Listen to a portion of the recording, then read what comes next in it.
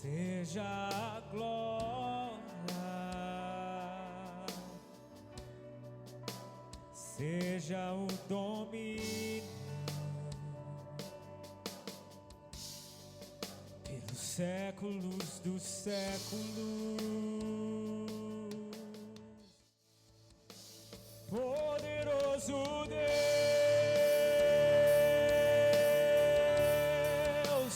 poderoso Deus, poderoso Deus. Glória a Deus, amados. Que alegria. Quero agradecer antes de tudo a nossa congregação. Glória a Deus. Quero agradecer antes de tudo a nossa congregação.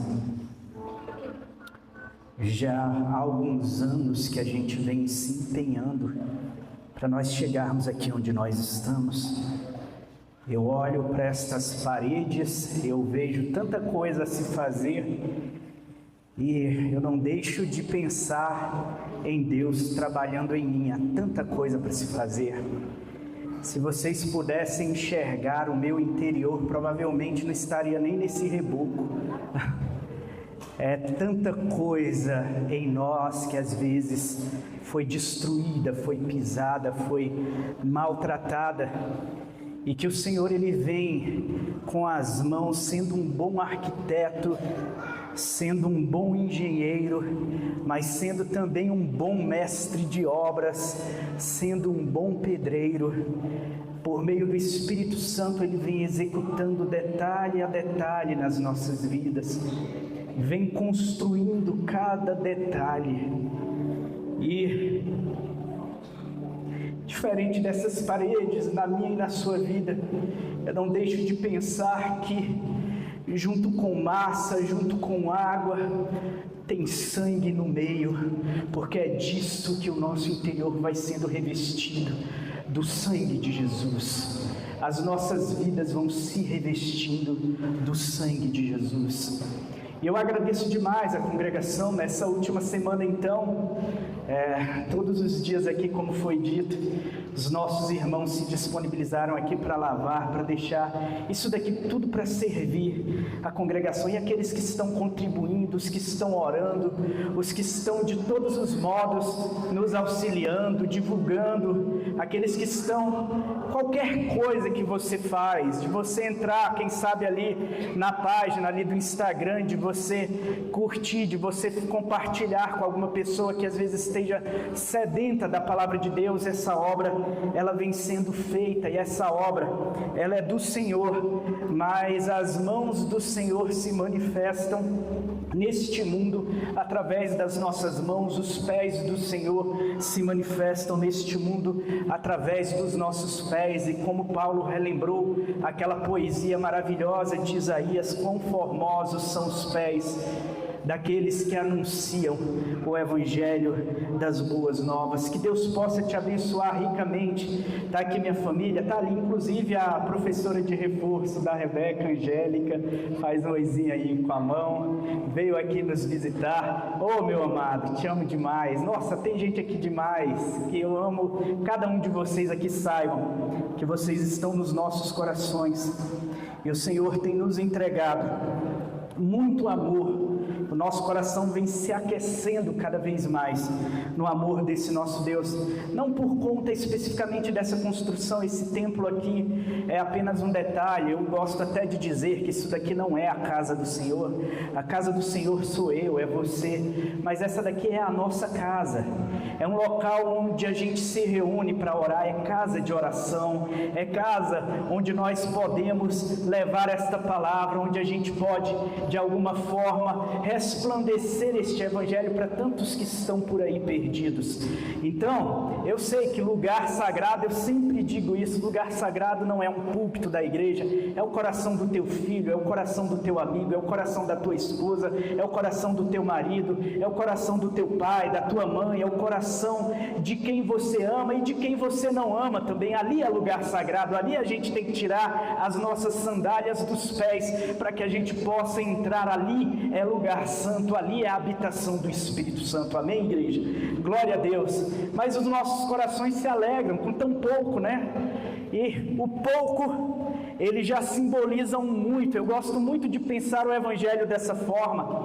Por exemplo, quando o Evangelho fala sobre a nossa tribulação, ele diz, a nossa leve e momentânea, ou seja, aquilo que é passageiro. Aí modifica, produz para nós, a nossa leve e momentânea tribulação produz para nós um peso. O que é leve agora vira pesado, de glória, muito excelente, e não mais momentânea, mas que ecoa para a eternidade. E a maravilha do Evangelho é justamente isso, que a gente vive aqui algumas tribulações, a gente vive dificuldades, e o pior dos cânceres que possam de alguma forma consumir alguém, não chega perto da glória que em nós há de ser revelada, e que o Senhor já nos preparou. Sempre o Senhor, Ele utiliza esta analogia do templo e da edificação, da obra, daquele trabalho. Ele utiliza isso como analogia nesta vida para a eternidade. Paulo, por exemplo, lá em 2 Coríntios 4, quando ele vai falando acerca do corpo dele, ele diz que o corpo dele é um edifício terrestre, um edifício corruptível, um edifício que a cada dia está morrendo, que a cada respiração segue em rumo da sepultura, que é a grande sina de todo ser humano, é a sepultura, é o crepúsculo do ser, é o crepúsculo do existir, é o pôr do sol do ser.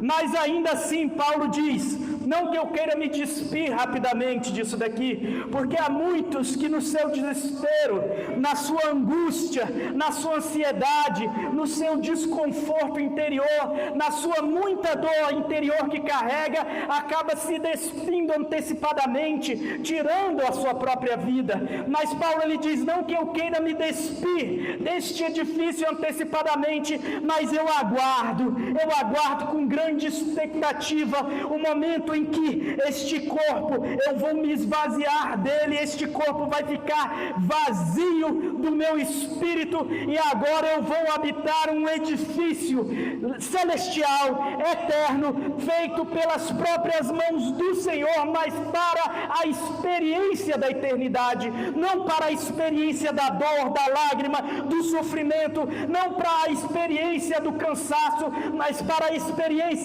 daquilo onde nós vamos apenas regozijar.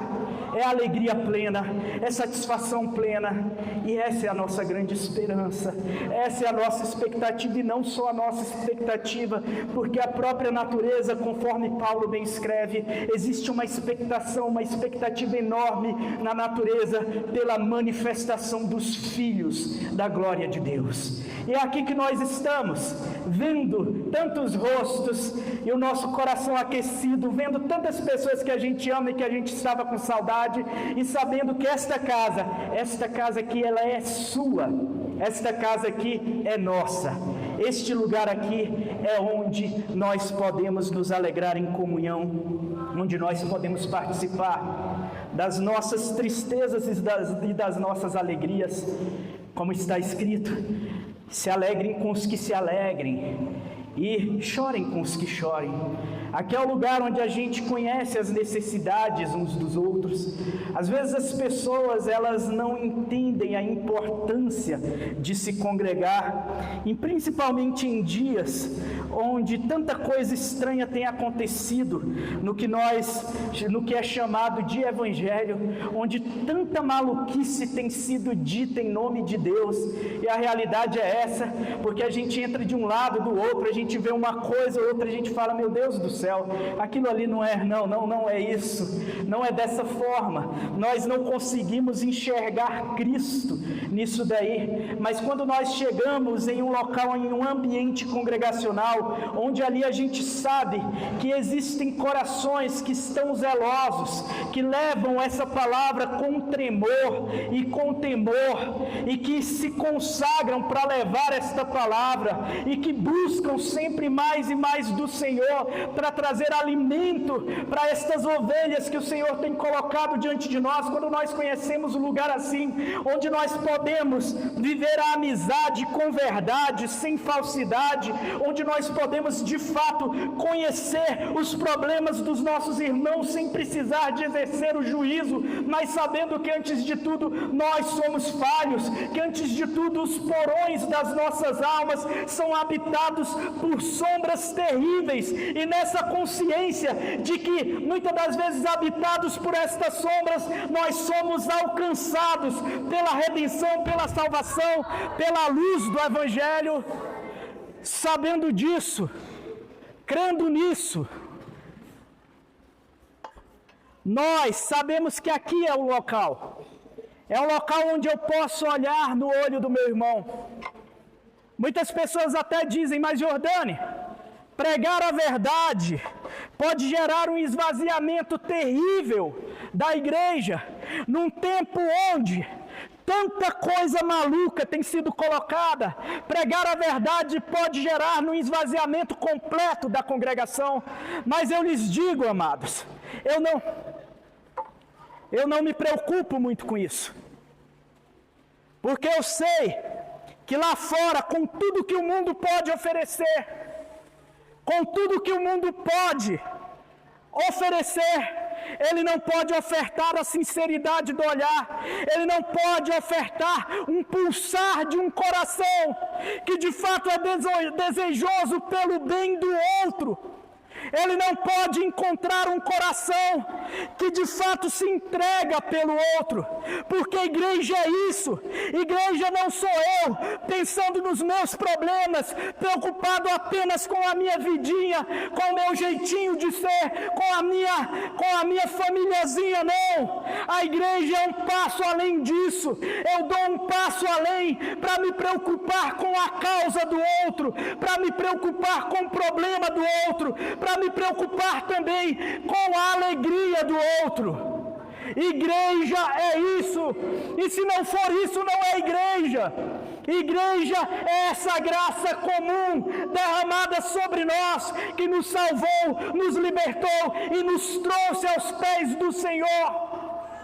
E uma igreja que entende isso em verdade, uma igreja que entende isso em verdade, ela entendeu de fato que é a obra do Senhor. E aquele que reconhece a igreja, olhando isto, vendo em cada um de nós essa verdade, aquele que reconhece isso, ele olha para cada um de nós e ele enxerga um lugar como este, como um oásis no meio do deserto. No meio de um deserto tão terrível que é este mundo, no meio de um deserto de desesperança, no meio de um deserto de traumas, no meio de um deserto de egoísmo, no meio de um deserto de idiotismo, no meio de um deserto de tolices, no meio de um deserto de precipitações, no meio de um deserto de todo tipo de concupiscência, no meio de um deserto vazio, no meio de um deserto desesperançado, ele encontra aqui um oásis.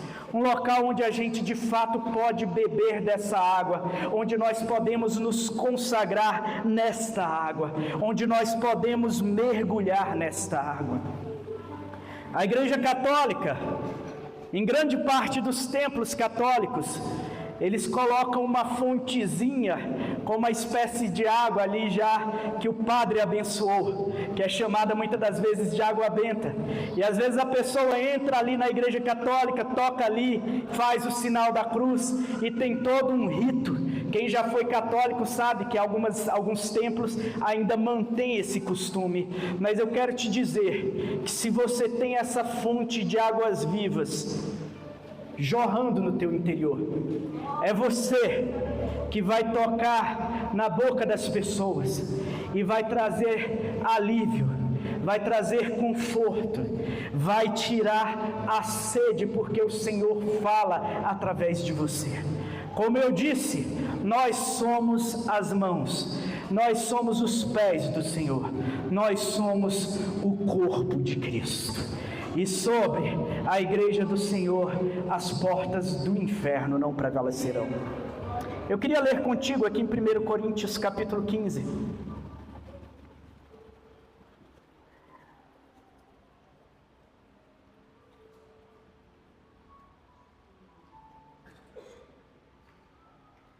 Primeiro Coríntios, capítulo 15, a partir do verso 53.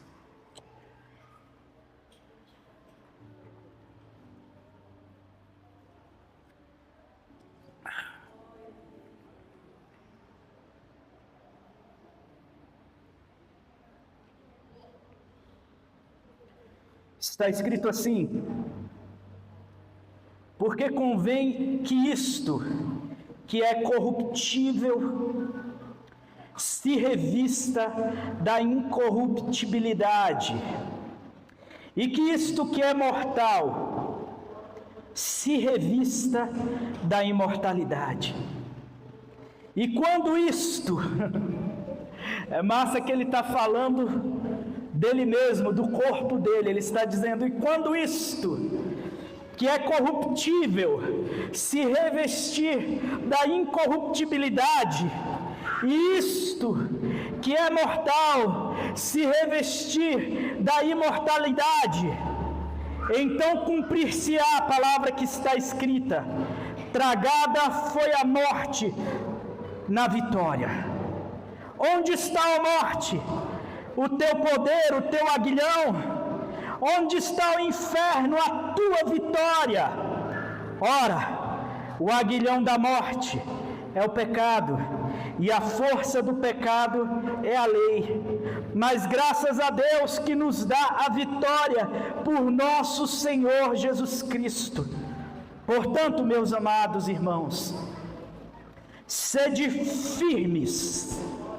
Olha para mim. Sede firmes e constantes, e não somente firmes e constantes, sede também sempre abundantes no Senhor, na obra do Senhor, sabendo que o vosso trabalho não é vão no Senhor.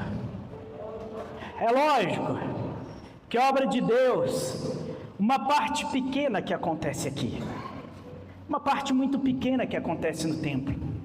Aqui na IGAD, por exemplo, a gente gosta de dar o máximo de liberdade para as famílias. A gente não gosta de sufocar os nossos irmãos congregados com 1001 atividades na igreja. Nós já vimos o resultado disso. Eu que estou há 42 anos no Evangelho, estou a vida toda, né? Estou aqui há 42 anos caminhando no Evangelho. Eu já vi as consequências de igrejas que estão o tempo todo ocupando as pessoas com 1001 atividades e que as pessoas perdem a possibilidade de se ocupar com a família. Eu conheço, eu vi irmãs que estavam na igreja todos os dias, estavam em campanhas de oração, campanha disso, campanha daquilo, outro monte de coisas. Não que eu seja contrário a estas campanhas, entendam com sabedoria o que eu estou falando, mas que os filhos estavam o tempo todo em casa, não estavam sendo bem cuidados. E eu me recordo que há mais ou menos uns 12 anos atrás, eu fui até a Papuda, até o PDF2, para visitar filhos de irmãs que congregaram conosco quando eu era criança, filhos dela que eram aproximadamente da minha idade. Então, o cuidado com a família, a obra do Senhor, uma parte pequena é isso aqui, mas não deixa de ser uma parte importante, porque diante de Deus, o que é pequeno não deixa de ser importante. Pelo contrário, o Senhor, no fascínio que Ele tem pela fraqueza, no fascínio que Ele tem pelas coisas pequenas, Ele dá enorme importância para aquilo que é pequeno e fraco sim, e como símbolo maior da fraqueza de Deus, eu ainda comentava isso hoje com a minha esposa e com as nossas filhas, enquanto a gente almoçava lá em casa. O maior símbolo da fraqueza de Deus foi manifesta em Jesus Cristo, mas como está escrito em 1 Coríntios capítulo 1, verso 25, a fraqueza de Deus é mais forte, é mais poderosa do que a força dos homens. E por que eu digo fraqueza? Porque Jesus, sendo Deus, Criador dos céus e da terra, sendo Deus que fez tudo, que todas as coisas subsistem por meio dele, ele se esvazia da sua forma divina, ele se esvazia da sua forma natural, ele se esvazia do seu formato natural.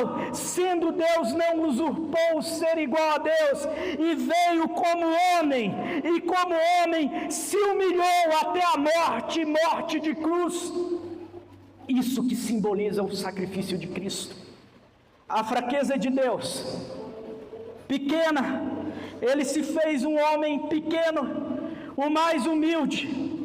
Ele não decidiu vir em meio aos grandes reinos, ele não decidiu colocar o seu trono no centro do Império Romano. Pelo contrário, o seu lugar de nascimento foi uma manjedoura, o seu pátio, o seu púlpito foram as montanhas, o seu local de pregação favorito foi no meio da natureza, contemplando de um lado lírios, do outro lado nos céus ele contemplava pássaros, diante dele uma multidão sedenta pela palavra de Deus.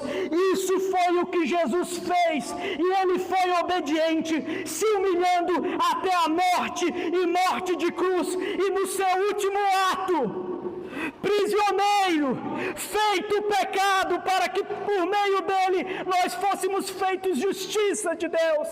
No seu último ato, ele mal conseguia se erguer para respirar, com seus braços traspassados, com seus pés traspassados, ele não tinha nenhum tipo de movimento. A limitação, a fraqueza, de modo terrível, estava sobre ele, mas pelas suas pisaduras nós fomos sarados, pelo seu castigo nós encontramos paz, pela sua morte nós encontramos vida, e isso é que importa.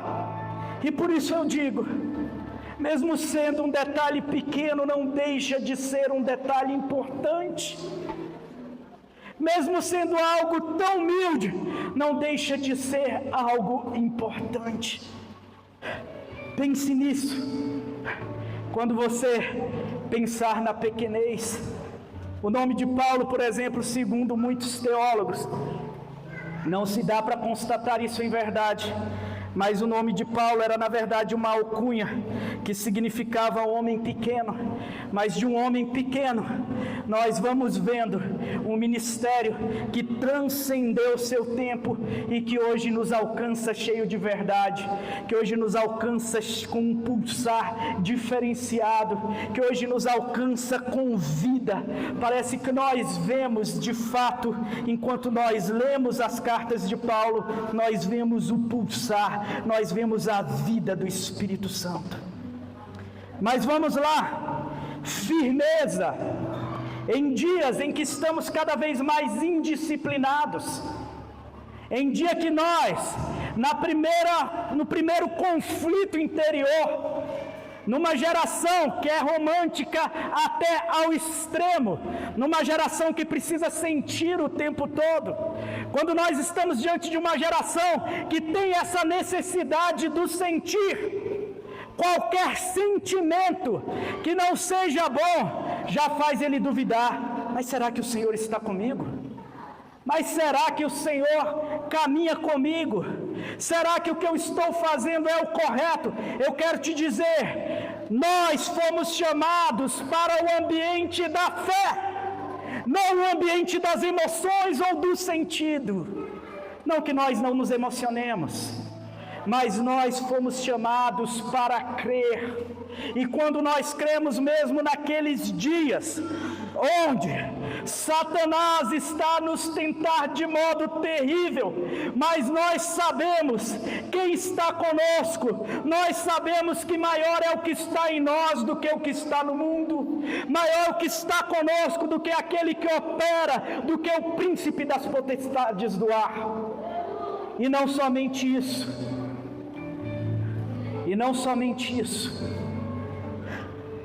em tempos como os nossos, quando nós entendemos que é pela fé que nós devemos caminhar, nós não devemos oscilar, devemos ser constantes na obra do Senhor. Essa oscilação terrível, amados, esse turbilhão, esses hormônios, até eu falava isso numa reunião das mulheres, né? Que as mulheres são muito mais visitadas por estes hormônios. Alguns dizem que a mulher, no mês, ela tem aproximadamente 4 fases diferentes. Os hormônios geram um turbilhão dentro delas. Tem dia que elas estão se achando lindas, maravilhosas. Tem dia que elas estão se achando horríveis. Tem dias que elas estão se achando amadas. Aí tem dia que se o marido ele sai de casa e esqueceu de dizer tchau amor, eu te amo, elas já estão ali se achando mal amadas. Ele não me ama mais. Mulher é desse jeito. Mas eu quero te dizer que para além do sentir, seja constante mediante a fé, mediante o que você crê, porque quando você crê, você não precisa mais de se sentir bem ou mal, seja na euforia da alegria, ou seja na angústia da tristeza, você se mantém firme. E essa geração é uma geração muito indisciplinada para entender o que é firmeza. Eu me recordo aqui e aqui eu vou utilizar um exemplo, né? Meu pai e minha mãe, como exemplo. Eles estão à frente desta obra há 26 anos aproximadamente. 26 anos. Eu nunca vi meu pai chegando em casa e dizendo o seguinte: agora eu vou desistir. Nunca vi. Eu não sei se ele já falou isso no interior dele com Deus, porque é ele com Deus. Mas eu particularmente nunca testemunhei. Eu nunca testemunhei ele decidindo dar um passo para trás, eu não dou conta. Eu nunca testemunhei isso nele. E eu digo para vocês, isso para mim é um exemplo maravilhoso. É um exemplo de disciplina, de resiliência. É um exemplo de humildade, porque tantas vezes ele errou, como nós erramos, todos nós erramos. É um exemplo de humildade para quando perceber que errou, ele retorna do seu erro, mas ele não arreda o pé da obra do Senhor. E eu vi isso a minha vida toda, para tirar o meu pai da obra do Senhor, para tirar ele, para desvincular ele da obra do Senhor, é necessário vontade, um exemplo de desejo, de ver as almas se entregando aos pés do Senhor. Então, que nós estejamos sempre firmes e constantes, e aqui é o melhor de tudo, e abundantes, sempre abundantes na obra do Senhor. Quero te dizer, você serve a um Deus, que eu falei, ele tem um fascínio pela fraqueza, mas ele é um Deus que em tudo ele é exagerado. Em tudo, esse nosso Deus é exagerado.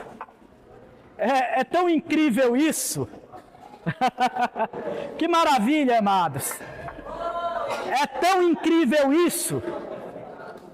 O quanto Deus, ele é exagerado, no sentido mais cru da palavra, que se você faz uma medição entre a Terra e a Lua, cabem inúmeros planetas Terra ali dentro.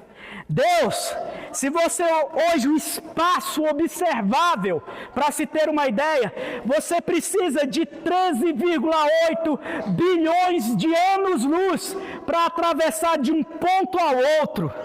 num universo, num sistema solar amplo como o nosso, que aquela sonda Voyager 2, ela está atravessando ele, aí está agora, depois de 40 anos, é que está no limite, depois de 50 anos, quer dizer, é que está no limite da fronteira do sistema solar e viajando a uma velocidade enorme, e não há outro lugar conhecido habitável. Deus, ele exagera na criação, ele exagera na grandeza das estrelas, ele exagera na grandeza do mundo, ele exagera na grandeza das montanhas, ele exagera na grandeza de tudo, e ele exagera na grandeza do seu amor. Ele exagera na grandeza do seu amor. Significa que o que você encontra em Deus é sempre abundante. É sempre abundante o que você encontra no Senhor. Tudo que você encontra, seja justiça, em Deus vai abundar e vai superabundar. Seja verdade, é abundante. Seja a ira de Deus, é abundante. Mas o amor dele também é abundante. Então, quando ele nos convida para abundar na obra do Senhor, significa que nós não podemos ter medo de exagerar na obra dele. Nós não podemos ter medo do exagero na obra dele. Quando eu falo do exagero, é o exagero consciente, evidentemente. Paulo, ele exagerou na sua vocação. Ele enfrentou perigos. Ele enfrentou a solidão, ele enfrentou perseguição, apedrejamento, naufrágios, ele enfrentou tudo, mas ele não deixou de abundar na obra do Senhor. E você e eu somos frutos dessa abundância. A igreja cristã ocidental é fruto dessa abundância. 13 cartas de 27 que há no Novo Testamento, 13 cartas foi deste apóstolo. Este apóstolo que exagerava no que concernia a obra de Deus. Exagere em amor, sim. Exagere em dedicação, seja aqui, seja com a tua família, seja na dedicação com os teus amigos. Exagere, mas abunde na obra do Senhor. Sabendo o seguinte, que no Senhor o teu trabalho não é vão. Tudo que se faz por aí é vão. Nós vemos agora o caso do P. Diddy, esse astro do rap americano, que ele já tinha enriquecido, e depois que o cara tem todo o dinheiro, tem todas as mulheres, e ele tem mais dinheiro do que vida para gastar, o que esse cara começou a fazer? Ele transformou as suas festas num baile de luxúria, ele consagrou as suas festas ao deus Zero, a Baco, na mitologia grega, ele consagrou a tudo isso. Eu não digo que consagrou de modo consciente, mas consagrou no inconsciente, que habita no coração dele, na inclinação para o pecado, para a concupiscência, para a lascívia, para o erro. Ele exagerou nisso e hoje tem pagado as consequências. E eu digo para vocês que depois de exagerar em todas essas coisas, o que ele encontra é apenas vazio. Depois de todas as sensações orgásticas a qual ele se meteu, ele encontra apenas vazio no seu ser. Mas nós não. Quando nós abundamos na obra do Senhor, não existe vão, não existe vácuo, não existe vazio. Tudo é preenchido pelo amor, pela vida que transborda dele. Eu queria que você se colocasse de pé. Você fechasse os seus olhos.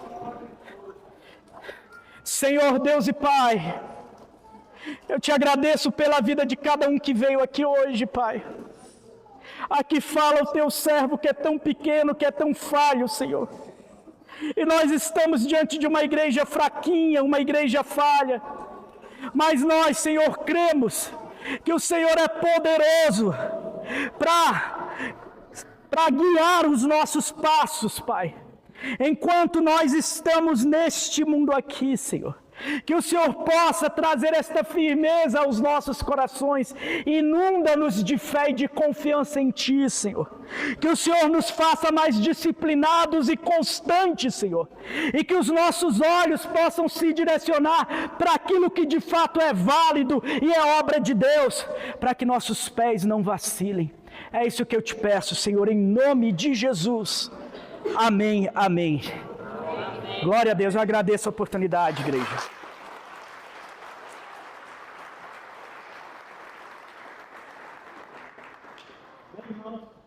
Diante de tanta bênção, ainda vamos passar.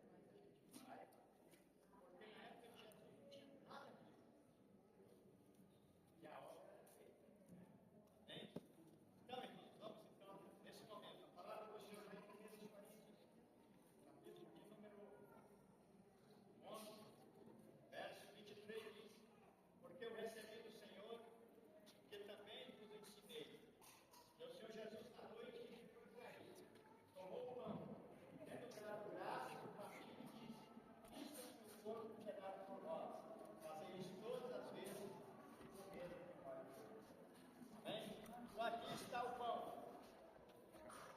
Aleluia. Esse pão é o símbolo da carne, do corpo do Senhor Jesus. E nós participamos do pão não como uma metamorfose, não. Ele não transforma no corpo de Cristo, ele é uma simbologia. E nós fazemos isso para que estejamos na nossa mente, lembrando do momento, lembrando que o Senhor está nos céus nos aguardando. Lá no Evangelho de João, no capítulo 14, diz o seguinte: não se turbe o vosso coração, credes em Deus, credes também na casa de meu Pai há muitas moradas. Se não fosse, eu vou repetir. Vou preparar lugar para que aonde eu estiver, vós estejam também. Amém? Glória a Jesus. Então, nesse momento, vamos orar pelo pão. Vem aqui, missionário Marcos, fazer essa oração. Apresenta o pão, Senhor.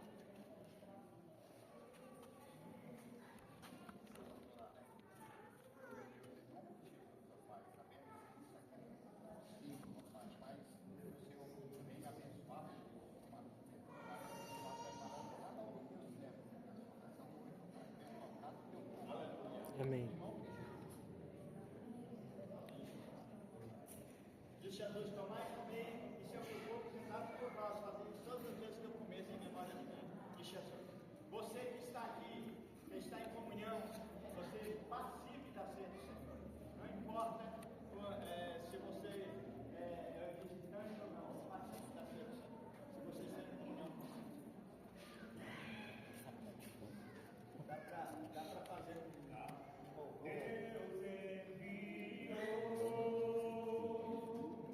Deus enviou. Pra nos salvar.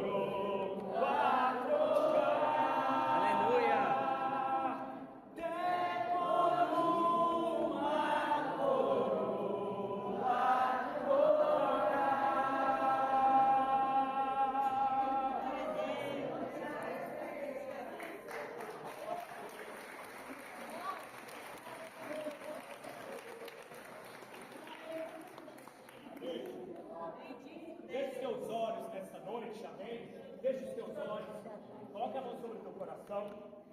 Vamos agradecer ao Senhor por este momento que nós estivemos na presença dEle. Eu gosto quando acontecem essas situações inusitadas, surpresas, porque faz com que a gente torne novamente a aquecer os nossos corações, ouvindo a voz do irmão que está cantando do lado, não é? Tendo esse contato, que muitas das vezes a gente perde nos nossos dias esses que não apenas para a igreja, mas que para o mundo inteiro, são dias frios que as pessoas têm perdido a comunhão, têm perdido a capacidade de se relacionar, têm perdido a capacidade de sentir o outro e de se aquecer através do outro, amém? E a igreja não pode perder isto.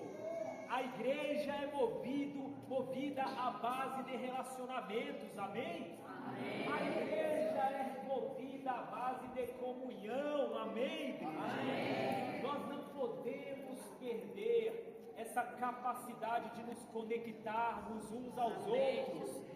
Eu sei que tem pessoas que saem da igreja e deixam de congregar, inclusive, Jordânia, porque se chateam com outras pessoas. Entretanto, eu gosto da igreja porque a igreja é inclusive o local para tratar o teu coração e aumentar a tua capacidade de compreensão, exercendo o amor, o ministério do amor, da paciência e da perseverança que o Senhor Jesus outorgou, meu irmão, para você. Então, se você eventualmente não tem congregado ou tem saído da igreja porque fulano me chateou, permita que isso, ao exercício da paciência, trate a tua consciência, trate a tua alma, e ao invés de esperar a compreensão dos outros, faça com que o Senhor te faça crescer, permita que o Senhor te faça crescer em sabedoria, para que você seja um abrigo que compreenda os outros, amém? Essa comunhão, que ela permaneça viva em nossos corações. Feche os teus olhos, nesta noite, vamos fazer uma oração ao Senhor, agradecendo a Ele por tudo, agradecendo a Ele pelas pequenas coisas, pelas oportunidades, pelos momentos, pelas pessoas, por cada coisa que Ele tem nos dado. Amém? Feche os teus olhos, Senhor Jesus. Eu quero te agradecer nesta noite, Senhor, porque o Senhor manifestou comunhão em nosso meio. Nós podemos, Senhor, perceber o fluir do Teu Espírito no meio da Tua igreja. Senhor, aquece os nossos corações. Não permita, Senhor, que a frieza destes dias congele a nossa consciência, congele o nosso espírito. Pelo contrário, Senhor, que esta casa seja casa de chama, casa de fervor, casa, Senhor, de amor, de justiça, Senhor, casa de compreensão, casa de poder, casa de grandes maravilhas, Senhor, casa, Senhor, de profecia, casa onde o Teu Espírito se faz presente, Senhor. Meu Deus, que as nossas vidas sejam, Senhor, o altar sobre o qual o Teu Espírito queime incessantemente, o Teu amor queime incessantemente, a verdade queime incessantemente, que não haja, Senhor, gelidão suficiente para apagar a chama que se queima em nós, através do Teu sacrifício, Jesus, que faça com que o nosso altar esteja apto a receber a chama do Teu Espírito e jamais se apagar. É o que nós te pedimos, Senhor, te agradecemos. Abençoe os corações, liberta os cativos, cura os enfermos, Senhor. Restaura, Senhor, os que estão eventualmente desolados, Senhor, e traz paz para o coração inquieto nessa noite. É o que nós te pedimos, te agradecemos, em nome de Jesus. Amém.